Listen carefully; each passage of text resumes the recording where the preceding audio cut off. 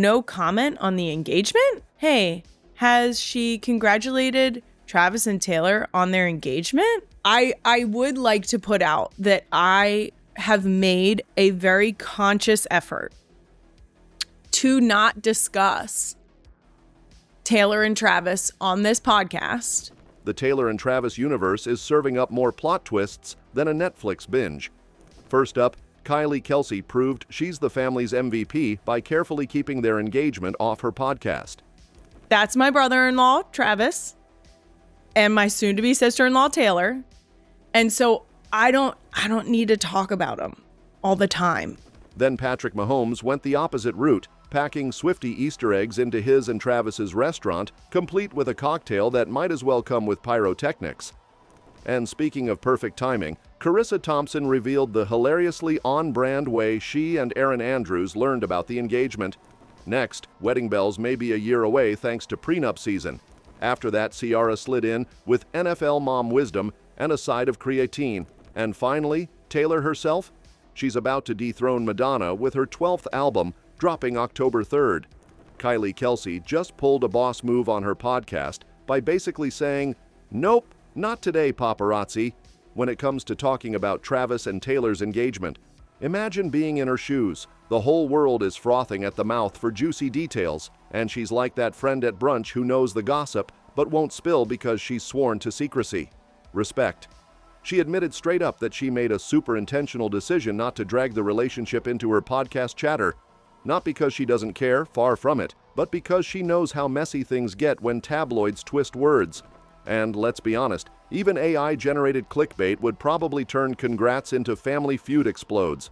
She joked that she didn't even get a chance to shout out her congrats on an earlier episode because, well, time ran out. Classic podcast chaos. I would like to put out that I have made a very conscious effort to not discuss Taylor and Travis on this podcast because news outlets, tabloids, and AI, quite frankly, like to post only the quotes that they grab from whatever I say in reference to them. It's okay that Time made it so that we didn't congratulate them in the last episode, and also that I don't always have to comment on what they're doing in their lives. And the best part? The Kelce kiddos are all hyped about it too. Wyatt, Elliot, Bennett, and little Finn are already gearing up like Taylor Swift's about to become their cool new aunt who brings glitter, cats, and unlimited snacks. I'm so incredibly happy for them. We are so excited that they are taking this next step. The girls are so excited to get another aunt. I am so truly happy for them, and I feel so grateful that we get to welcome Taylor into our family. Kylie couldn't hide the glow in her voice when she said the family's thrilled, even though she kept repeating that this is private territory, not tabloid fodder. Translation: Taylor might be writing breakup songs for the rest of the world, but for the Kelces, she's just family now. Let's call this what it is. Kylie's playing the family's unofficial press secretary with the kind of discipline you only get from years of being around NFL locker room politics. She's not shutting the door, she's just keeping the circus outside the tent. And honestly, in today's world where every cousin, neighbor, and dog walker is trying to cash in with a quote, "That's refreshing." In the same way Kylie Kelce knows when to zip it, Patrick Mahomes knows when to lean all the way in. And oh boy, he's leaning into the Swiftie universe with both arms and a cocktail shaker. The Chiefs quarterback spilled the tea about the new steakhouse he and Travis opened, and let's just say Taylor Swift's fingerprints are all over that menu. The spot's called 1587 Prime, because of course they had to flex their jersey numbers in the name, and yes, there's a drink dedicated to Taylor. It's called The Alchemy, and according to Patrick, it's already destined to be the Beyoncé of cocktails. Everyone's fave, no skips. Now Patrick swears he's not a big liquor guy, which is hilarious coming from the man who just helped design a cocktail menu that could outshine most Vegas clubs. He claims The Alchemy isn't just tasty, it's got theatrics, so don't be shocked if it comes out with smoke, sparkles, or maybe even a hidden bridge from one of Taylor's songs. Fans are convinced the name's a cheeky nod to her track from the Tortured Poets department, which, let's face it, everyone already thinks is about Travis. Subtle? Nah. Fun? Absolutely. And it doesn't stop there. The menu's basically a Chiefs family scrapbook. There's Queen Bee for Brittany Mahomes, Showtime for Patrick himself, and Big Yeti for Travis, because apparently even his pickup basketball nickname gets a cocktail. My personal favorite has to be the Big Red Burger, which Patrick admits is basically Andy Reid in sandwich form. Only in Kansas City could your coach inspire a Wagyu smash burger. And only in Hollywood fairy tale land can two sideline reporters end up being self-declared matchmakers for the NFL's hottest couple. Enter Charissa Thompson, who says the way she found out about Travis and Taylor's engagement was so on-brand, it almost felt scripted. Picture this. She's chilling at her ranch, living her best off-the-grid cowgirl life rescuing animals, when bam, her phone buzzes in the kitchen.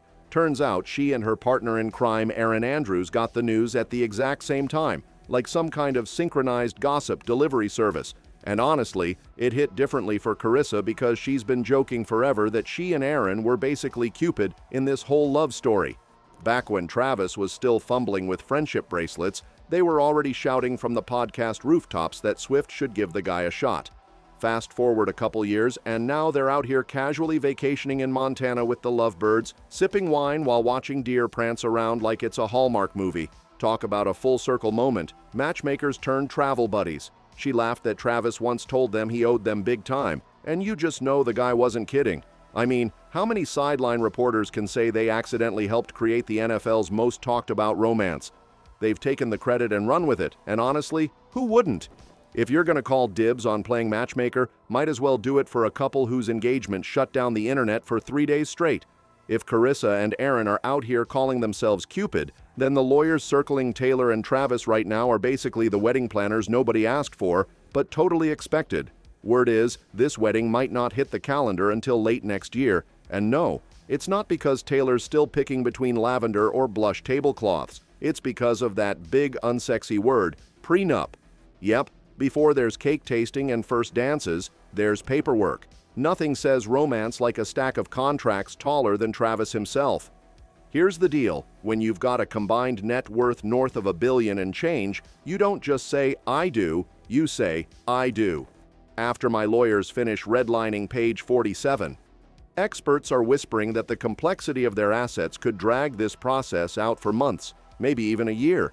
It's basically the Super Bowl of prenups, with clauses covering everything from money to music to who gets the cats in case of a breakup. And of course, Taylor's music is non-negotiable. Her catalog alone is worth more than most NFL teams, so those songs are staying in her vault no matter what. Imagine the prenup spelling out, any lyrics about Travis must remain metaphorical and cannot be sold to Netflix. Wouldn't put it past her.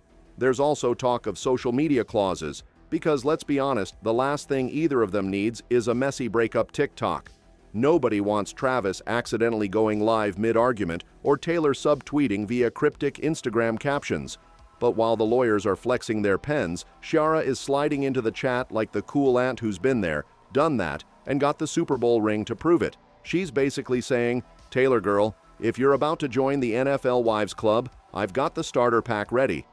And let's be real, if anyone knows the playbook, it's Ciara, who's been riding shotgun through Russell Wilson's career longer than most rookie contracts last. She's all about giving Taylor props first, calling her smart, a total boss, and the kind of woman who runs her own label like she's running a Fortune 500 company on her lunch break. Ciara clearly respects the hustle, but then she hits her with the real NFL mom advice, kids. Yep, she's already planting the seed that if Taylor ever swaps tour buses for diaper duty, she should holler at her, because apparently balancing playdates with press conferences is a whole sport of its own. Ciara keeps it honest too. There's no handbook for parenting in the NFL circus. You just pick your boundaries, set your standards, and hope nobody throws a flag on your bedtime routine. And the way she says it, total veteran vibes like she's mastered the art of cheering from the stands while juggling snacks, schedules, and sponsorship deals. And because Ciara's nothing if not on-brand, she slid in a plug for her wellness partnership too. Turns out she's deep into creatine now, not just for gym bros trying to hulk out, but for energy, endurance, and even brain power. And while Ciara's out here handing out NFL wife starter kits, Taylor's busy plotting something way bigger, like casually dethroning Madonna. Yep, the pop queen crown is wobbling, and Swift's about to snatch it with her 12th studio album, The Life of a Showgirl. Sources are buzzing that Taylor's sitting just 4 million records shy of Madonna's jaw-dropping 252 million, and with this album dropping October 3rd, she's basically setting up to spike the ball in the end zone of music history. I mean, Spotify insiders are already saying pre-saves are at shut down the internet levels, so if you thought Ticketmaster crashed your laptop last year, buckle up. This isn't just another Taylor rollout either. This woman has been playing 4D chess with her music vault. Remember, she recorded chunks of this album in full-on stealth mode during her Eras tour, guarded tighter than a Pentagon briefing. Picture her scribbling lyrics in a glittery notebook while a squad of bodyguards make sure no one even sneezes near the studio door. It's giving James Bond, but with cat hair on the sequins. And the Madonna comparisons? Oh, they're loud. Madonna's 67 now, still sitting on her own mountain of hits, but she had to push back her latest album after that scary hospitalization in 2024. Meanwhile, Taylor's been cranking out #1 records like Starbucks lattes. She even beat Madonna's UK record earlier this year with Lover Live. Talk about poetic timing. One icon on pause, the other revving at full throttle. Insiders say this isn't just about breaking a record, it's about Taylor planting her flag as the global pop juggernaut. The album title alone, The Life of a Showgirl, screams, "Watch me run this circus," and fans are already predicting every track will be meme fuel, TikTok bait, and probably another Grammy sweep. Bottom line, Madonna may have been the blueprint, but Taylor's out here building the skyscraper, floor by floor with a cat in one hand and $1 billion empire in the other. That's all for this video, folks. See you next time.